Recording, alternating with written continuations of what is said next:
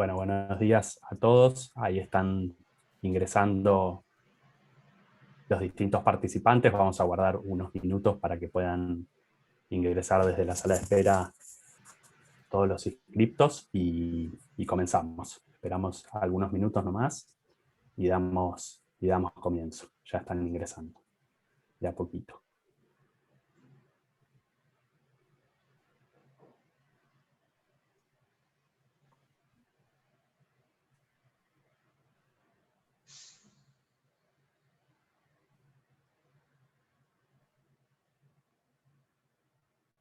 Algunas cuestiones previamente de forma. Encontrarán todos, me imagino que la gran mayoría ya debe estar habituado a esta plataforma. Pueden encontrar obviamente en la solapa de las funciones para hacer preguntas y respuestas. Nuestra idea es hacer la presentación. Siempre creo que por una cuestión de eficiencia conviene hacer las preguntas por ahí y al final, en el caso que existan, las leemos y pasamos a responderlas para hacerlo ordenado. Bueno, vamos a guardar unos minutitos más, a ver si ingresan la totalidad. Ya están ingresando por lo que vemos. Y comenzamos con la presentación.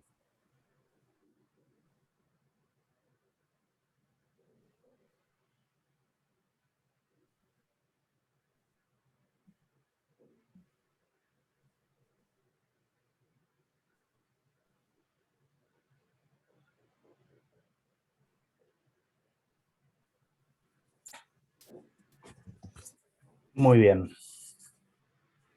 Bueno, podemos comenzar. Mi nombre es Martín Echeverry, soy abogado. Me acompaña María Emilia Aguilera, que es contadora y gerente de la reciente oficina de Uruguay en Montevideo. Bueno, estamos muy entusiasmados en poder continuar con esta serie de webinarios y de seminarios para contar un poco la actualidad de cada uno de los países donde Mont Group está presente, en particular en Uruguay, la mañana de hoy, con la idea de hacer un poco una introducción de cómo hacer negocios en Uruguay y en tal sentido nuestra intención es ver sintéticamente una pequeña puesta en contexto, es decir, por qué muchas de las empresas están eligiendo Uruguay, cómo hacerlo y cómo hacerlo desde la estructura jurídica hasta una pequeña introducción al sistema tributario, que sabemos que probablemente es mucho más amplio que una mera exposición, pero por lo menos para tener las pautas esenciales. Luego un pequeño cuento de cuáles son nuestros servicios y unas conclusiones finales, por decirlo de alguna manera. ¿Por qué Uruguay? Primero contar, probablemente muchos de quienes estamos participando de esta conversación conocemos Uruguay, sabemos dónde está ubicado geográficamente. Uruguay hoy es un país que tiene aproximadamente unos 3,5 millones de habitantes, en donde más del 50% de su población se encuentra ubicada en el área metropolitana, esto es el departamento de Montevideo e inclusive probablemente Canelones, y con más del 50%, como decía, en el área metropolitana. Es un estado unitario, a diferencia de algún otro, como puede ser Argentina, que tiene una democracia presidencialista, y esto implica, y por qué lo menciono, implica que tiene un solo régimen tributario y legal que es aplicable a los 19 departamentos con los que se compone el país. ¿Qué es destacable de Uruguay? Básicamente es uno de los países que tiene más alta tasa de alfabetización en América Latina, y acompañado de uno de los menores, sino el menor índice de corrupción en Argentina, en Uruguay.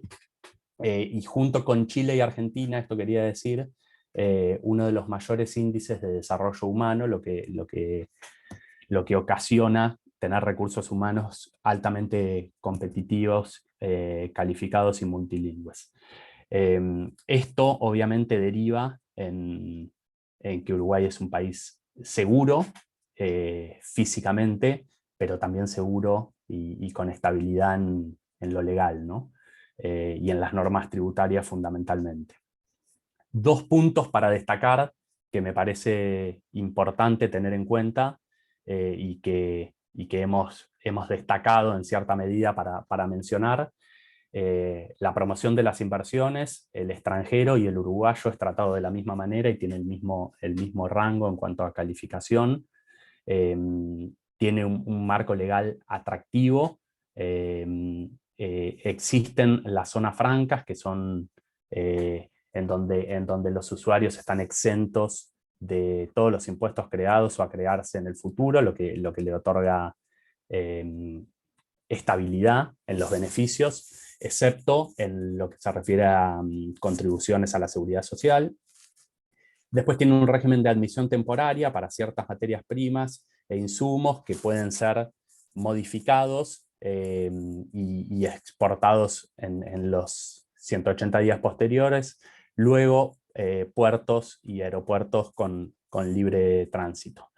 Esto genera, en definitiva, este principio de declaración de interés personal de la promoción de las inversiones y como lo dice el artículo que está copiado en la presentación, esto da estabilidad jurídica y una garantía bajo efectos de daños y perjuicios del Estado de mantener los beneficios. El segundo punto a tocar, que me parece trascendente, y para pasarlo bastante rápido y no demorarnos mucho en este tema, Uruguay tiene multiplicidad de acuerdos internacionales. Acuerdos internacionales, como podrán ver en el mapa que agregamos en la presentación, algunos que son bilaterales con determinadas naciones, algunos países que tienen tratados bilaterales de inversiones, pero a su vez tratados de doble tributación para evitar la doble tributación. Algunos países que tienen solo tratados para evitar la doble tributación. La existencia del Mercosur y las preferencias para acceso al mercado. Y en definitiva algunos países que tienen todos los tratados. Solo para mencionar, y para que ustedes tengan en carpeta, los convenios para evitar la doble imposición. Uruguay tiene suscriptos con Alemania, Argentina, Australia, Francia, India, Chile, los Países Bajos, el Reino Unido, Portugal, España, entre otros. Respecto de los tratados de libre comercio, podemos mencionar dos: Uruguay y México, vigente desde el 2004, y Uruguay y Chile desde el 2016. Ambos tocan sobre suministro transfronterizo, sobre consumo en el extranjero y movimiento temporal de personas. Estos dos puntos nos parecen centrales, tanto la promoción de las inversiones, que ha hecho una política de Estado Uruguay en ese aspecto, y la multiplicidad de acuerdos son dos temas que generan este por qué pensar en Uruguay. Inmediatamente que pensamos en Uruguay, tenemos que pensar en qué estructura jurídica podemos utilizar.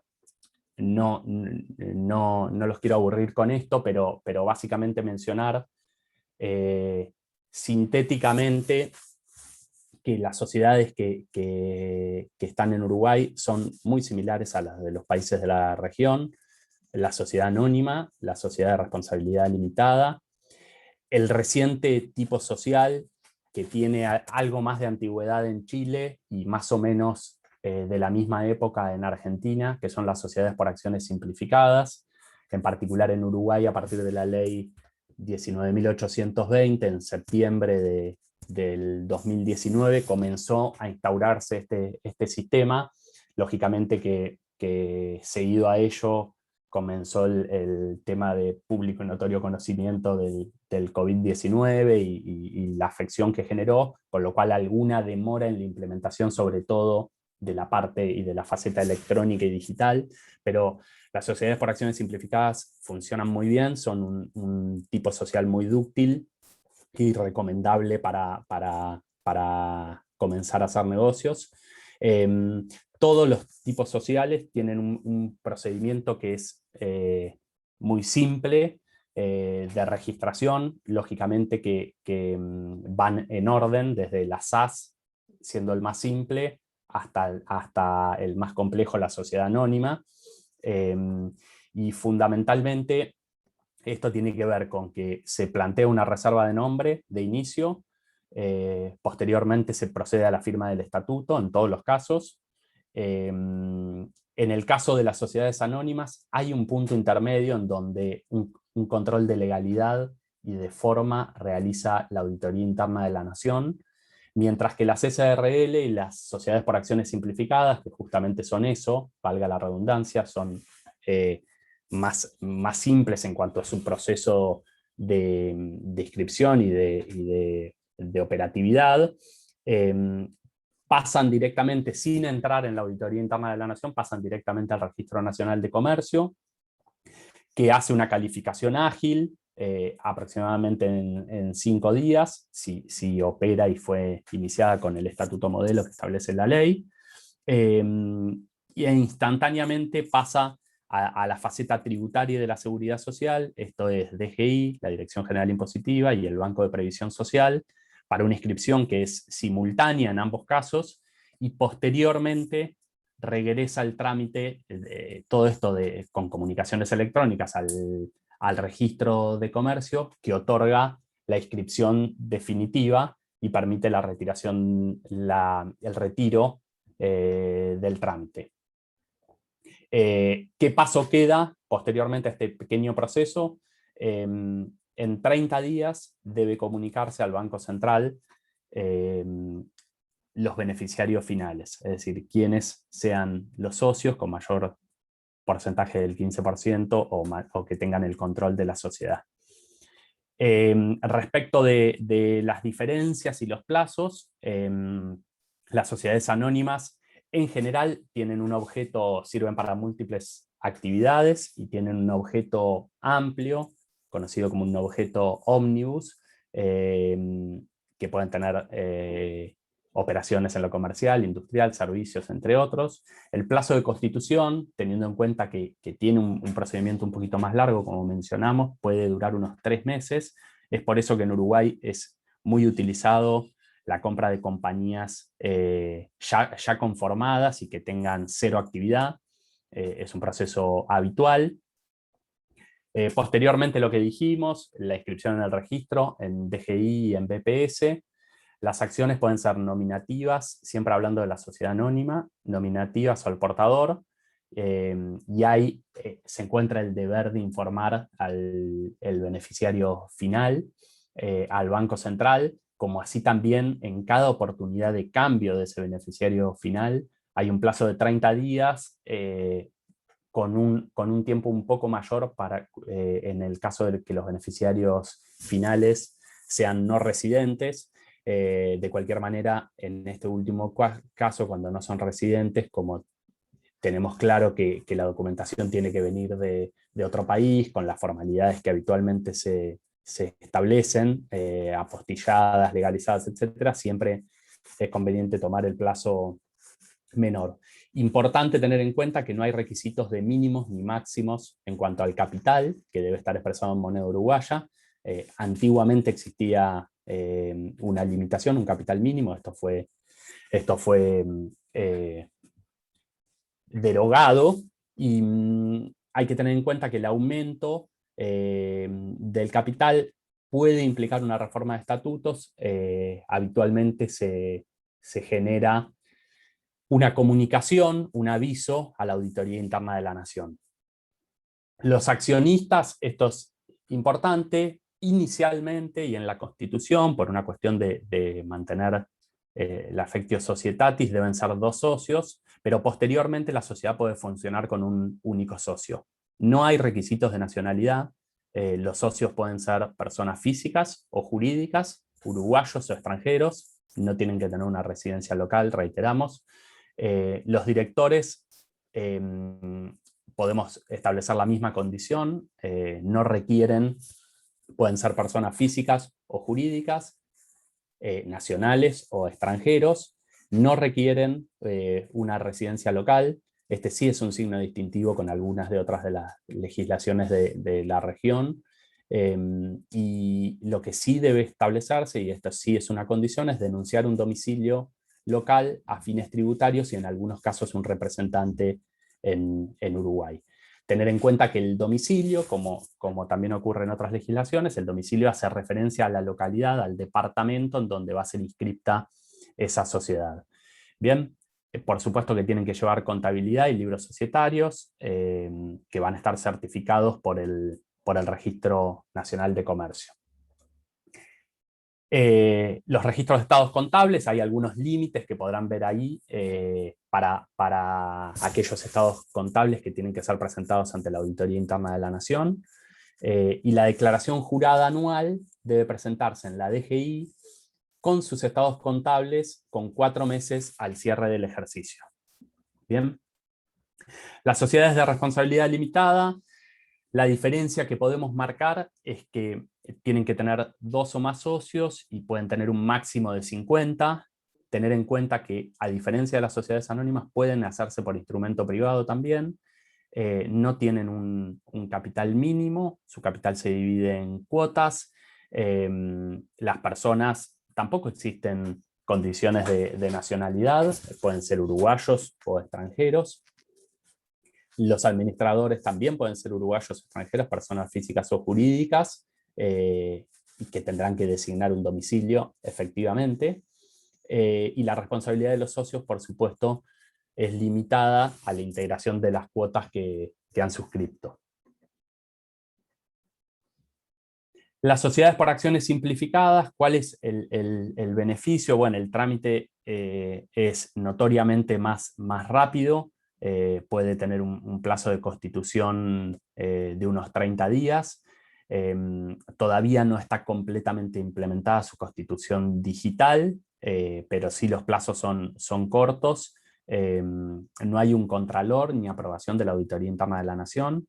Lo único que se realiza es un control de legalidad que hace el registro y establece, como otras legislaciones regionales, posibilidad de celebrar reuniones a distancia, sin publicaciones, con comunicaciones en variados medios en cuanto a las reuniones de socios. Las acciones son solamente nominativas, siguiendo la senda de reformas que se viene dando en este tema. Y el gran beneficio de estas sociedades es que puede ser constituida con un solo socio, con la única limitación que ese socio no sea una sociedad anónima, pero puede ser una persona física o una persona jurídica, uruguayo o extranjero, y sin requisitos de residencia de ningún tipo, en el caso que la Constitución o que muchas de sus empresas estén pensando en constituir con personas jurídicas extranjeras. Simplemente se hace una comunicación, no como en otros países donde debe inscribirse previamente a la sociedad extranjera, sino se hacen mediante unos formularios una comunicación en donde se prueba la existencia en el país de origen. Lógicamente que para ello se van a necesitar los estatutos, los certificados de vigencia correspondientes y algún certificado que manifieste y que declare que la sociedad no es la sociedad socia extranjera no es una sociedad anónima. En cuanto a la administración, mantiene el mismo criterio en cuanto que puede ser unipersonal o plural, incluso puede ser una persona jurídica, no requiere ningún requisito de residencia ni de domiciliación. Es importante que la integración, en el caso de la integración del capital, que tampoco hay capitales mínimos a cumplir, que la integración de ese capital se puede dar en un 10%, siempre que estemos hablando de dinero en efectivo, con la sola manifestación en el estatuto de que ha sido integrado, y el saldo debe incorporarse en la sociedad en el plazo de 2 años. Lógicamente que otra de las alternativas es establecer e inscribir una sucursal de una sociedad extranjera. Lógicamente que hay que acreditar en el Registro Nacional de Comercio el contrato social vigente una resolución de instalarse en Uruguay, un acta de la sociedad extranjera donde dice que se va a instalar en Uruguay, designar administración y representación, establecer un domicilio, efectuar publicaciones y por supuesto que van a tener el mismo nivel de control que van a tener las sociedades anónimas, es decir, van a tener que llevar contabilidad separada y van a tener el control de la auditoría interna de la nación en los casos que corresponda de acuerdo a su tipo social. Pero claramente son reconocidas por la legislación uruguaya las sucursales de sociedad extranjera. Por último, los fideicomisos, que son utilizados de la misma manera que los TRAS anglosajones, tienen algunas limitaciones en cuanto a que tienen un plazo máximo de 30 años y requieren una eventual inscripción en el Registro Nacional de Comercio. Hay financieros para la securitización de deudas y bueno, están sujetos al IRAE sobre la renta de las actividades que realicen en Uruguay y también sobre el impuesto al patrimonio por los activos que posean en Uruguay al 31 de diciembre de cada año. Esto lo mencionamos, pero sí nos interesó agregarlo como una diapositiva específica, la declaración que debe hacerse al Banco Central del beneficiario final. Es importante saber que como existe la obligación durante 30 días a partir de que es otorgado el RUT de comunicar a los beneficiarios finales y entendidos estos como aquellos que tengan directa o indirectamente el 15% del capital o los derechos de voto o que ejerzan el control de la empresa, es importante tener en cuenta también que como existe esta obligación, existe por otro lado la contrapartida vigente del secreto bancario en Uruguay. Bueno, esto es un breve pantallazo de cuáles son las estructuras posibles a implementar. Lógicamente que cada uno de esos capítulos pueden ampliarse y tendrán características específicas llegado el caso y el negocio y la operación que quiera tener cada una de sus empresas. Le paso la palabra a María Emilia Aguilera, que es contadora pública y es la gerenta de la oficina de Uruguay, que nos va a explicar el sistema tributario uruguayo en síntesis para que puedan tener un pantallazo de cuáles son los principales impuestos que se encuentran en Uruguay, ¿no?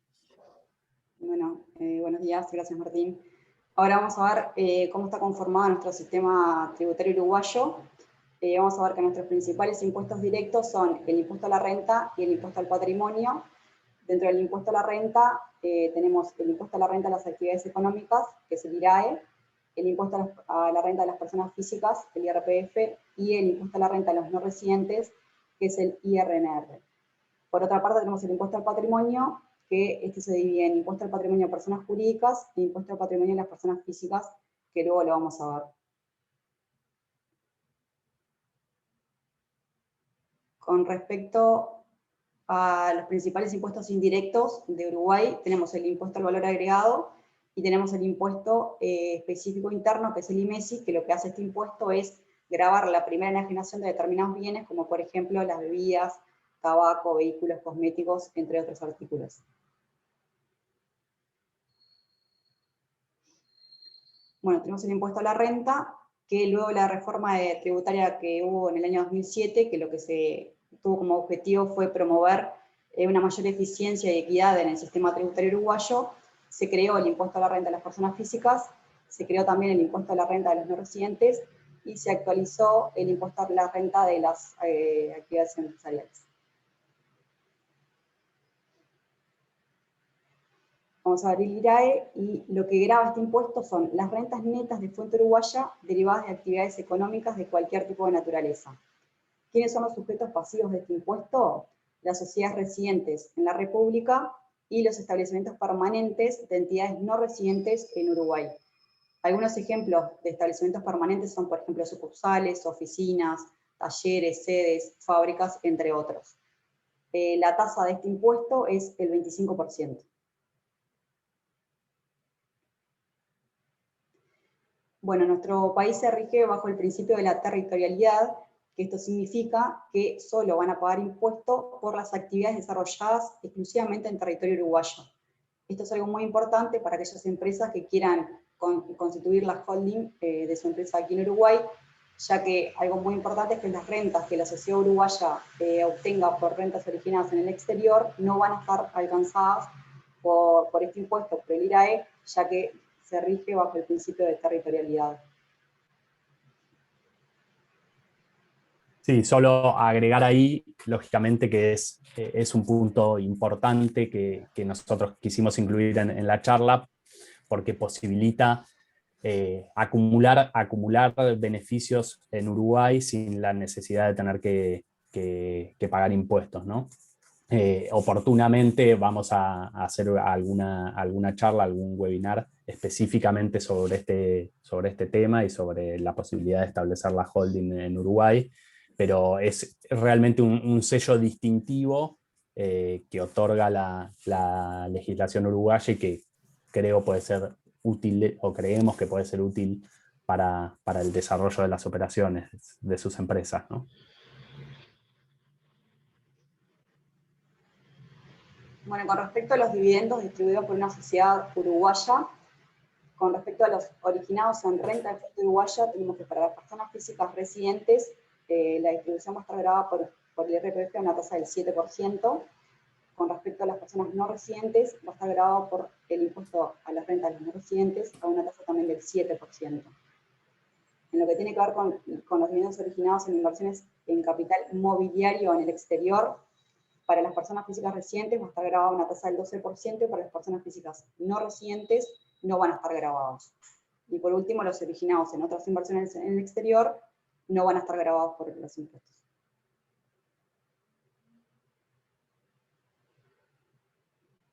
Luego tenemos el impuesto a la renta de las personas físicas, que las características que tiene este impuesto es que es un impuesto personal y directo. Grava las rentas obtenidas por personas físicas residentes, entendiéndose por residente todas aquellas personas que estén en el país durante el año civil más de 183 días en territorio uruguayo, o que también tengan el núcleo principal o la base de sus actividades económicas en el territorio uruguayo. O también la otra condición es que residan en nuestro país los intereses vitales o económicos, es decir, que residan en nuestro país los hijos menores a cargo o sus cónyuges. El impuesto a la renta de las personas físicas se divide en dos categorías. Por un lado, la categoría 1, que son las rentas de capital, que tiene la particularidad de que no reconoce el mínimo no imponible, y las rentas de trabajo, que son las rentas de categoría 2, que en este caso estas rentas sí reconocen el mínimo no imponible y se aplica alícuotas de escalas progresivas. Que reconozca el mínimo no imponible significa que si una persona obtiene rentas por aproximadamente $800, hasta ese importe no va a estar alcanzado por este impuesto a la renta. A partir de las rentas que obtenga desde ese importe para arriba, digamos, sí, y se le van a aplicar escalas progresivas. Muy bien. Otra manera de adquirir la residencia fiscal uruguaya es, por ejemplo, para aquellas personas que no tengan permanencia mínima en el país, pero tengan en el territorio uruguayo una inversión por única vez, ya sea en bienes inmuebles, por un aproximado de $1.700.000, o emprendimientos productivos declarados, promovidos por la Ley de Inversiones, por una inversión aproximada de $5.250.000.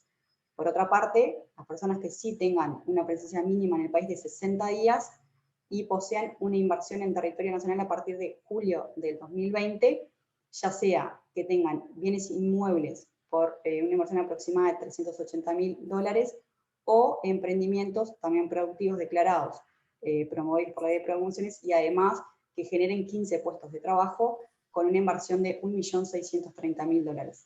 Estas son las distintas maneras de poder obtener la residencia fiscal uruguaya.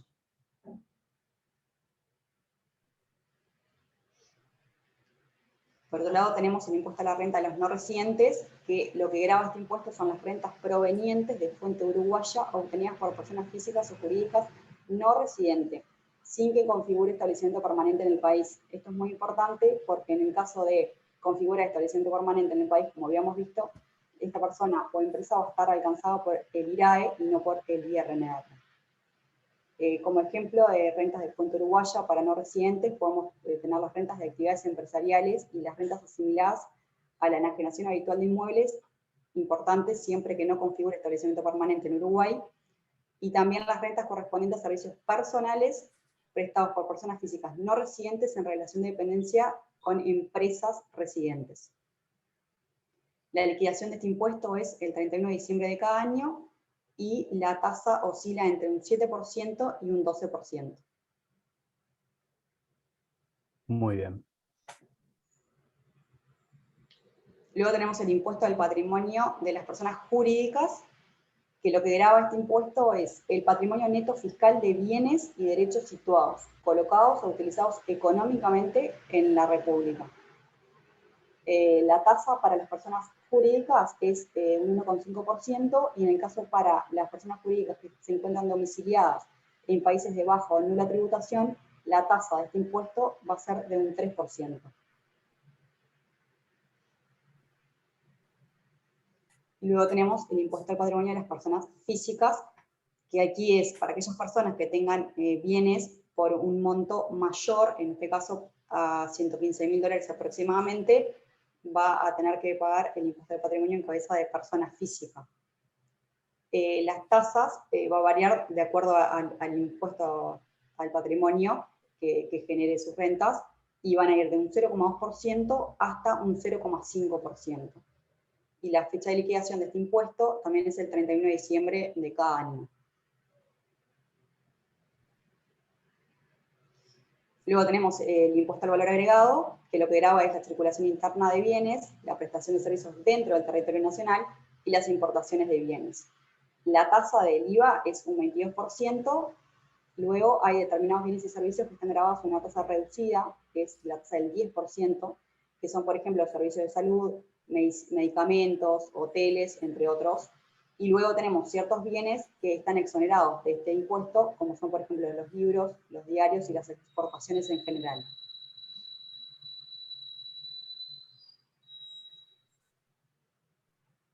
Luego vamos a ver lo de Tax Holiday para no residentes, y vemos que en el 2011, con la ley 18.083, se grababa con IRPF a las rentas obtenidas por capital inmobiliario en el exterior de personas físicas residentes. Luego, con la ley 18.910, lo que se hizo, se exoneró del pago del IRPF a aquellos residentes que por sus rentas que obtengan de capital inmobiliario en el exterior. Esta exoneración rige a partir del año en que obtiene la residencia fiscal en nuestro país y por una extensión de 5 ejercicios más. Luego esta ley se extiende este plazo, que anteriormente era por 5 ejercicios, y lo extiende a un plazo de 10 ejercicios.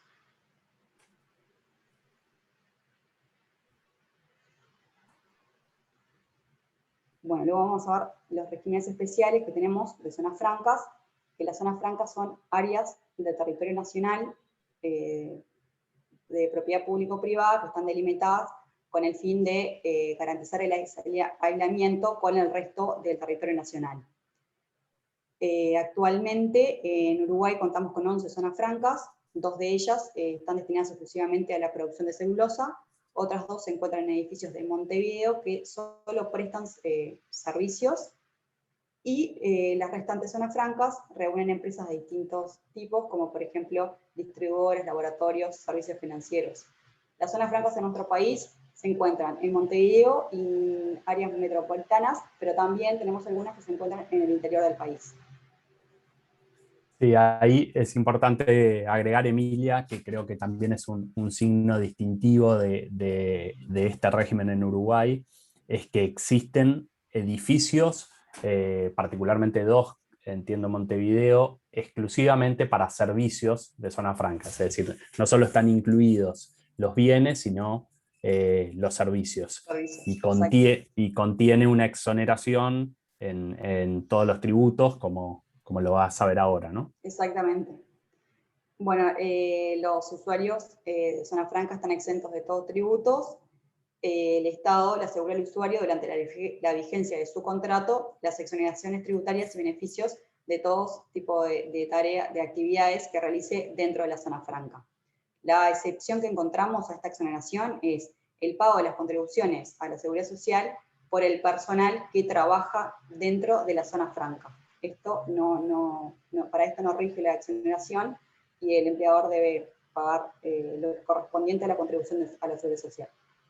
Es decir, que sería ese el único tributo y aporte que tiene que ver con lo tributario y la seguridad social, que tiene que pensar una empresa que se instala en zona franca.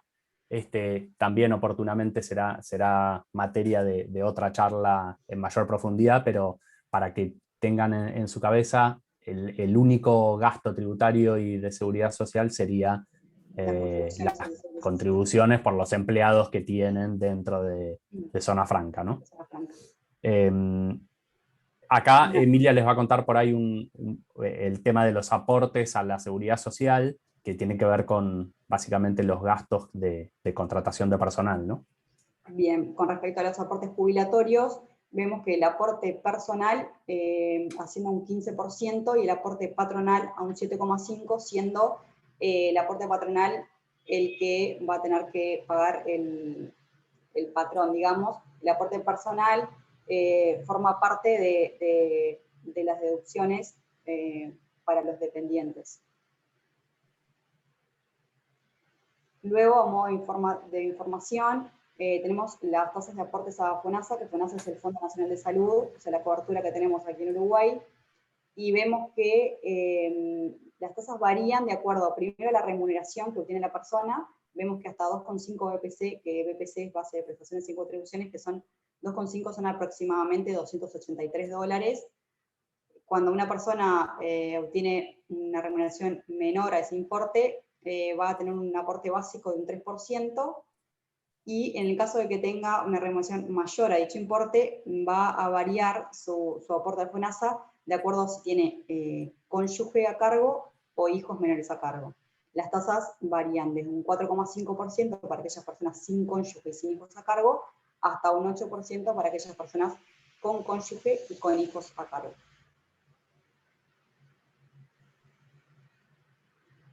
Y bueno, por último lo que vamos a mencionar es el costo de despidos, que tiene un cálculo diferente en cuanto a si se trata de trabajadores con remuneración mensual o jornaleros.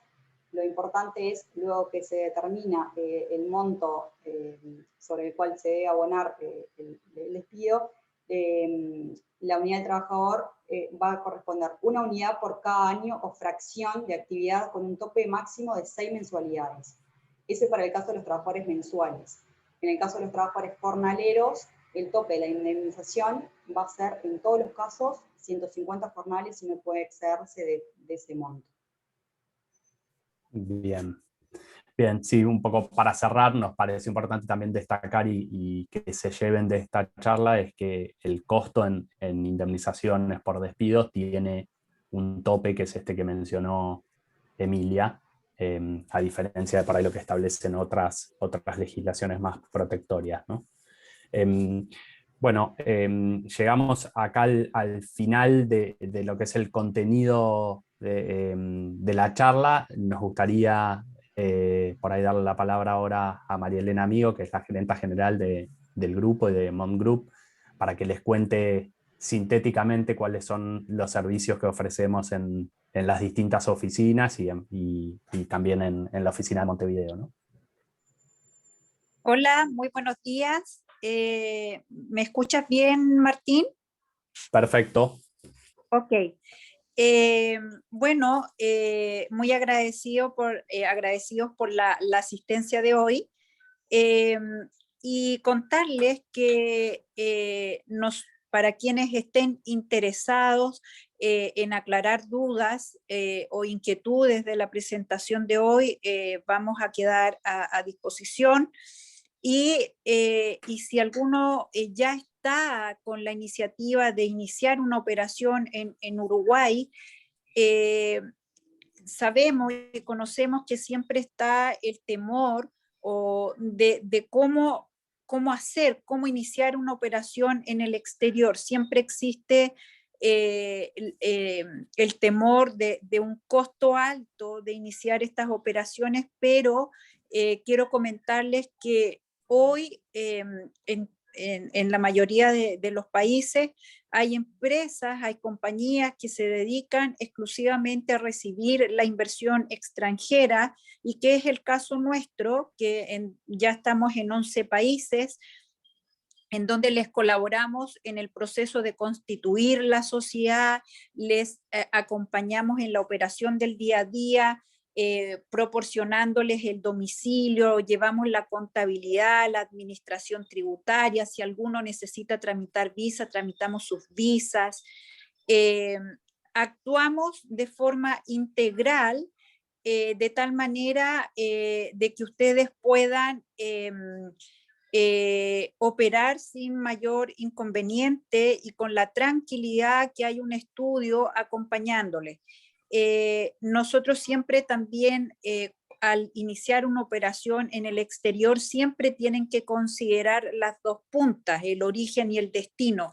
Y ahí también está nuestro expertise, sabemos y conocemos los convenios para evitar la doble imposición, para el caso de las empresas que presten servicios, y poder sacar provecho de todos los beneficios que están en el convenio. Así es que los dejamos invitados, les va a llegar un correo entre hoy día y mañana, por si necesitan aclarar dudas, si necesitan una reunión. Por cierto, no tiene ningún costo para ustedes. Por ejemplo, si quisieran ustedes tener una conferencia adicional, no hay ningún problema, nosotros nos acomodamos a la disponibilidad de agenda de ustedes. Lo importante es que ustedes tengan claridad al momento de tomar la decisión de iniciar una operación en Uruguay, o quizás de empezar con una exportación de un servicio o de un bien. También estamos a disposición para aclarar las dudas.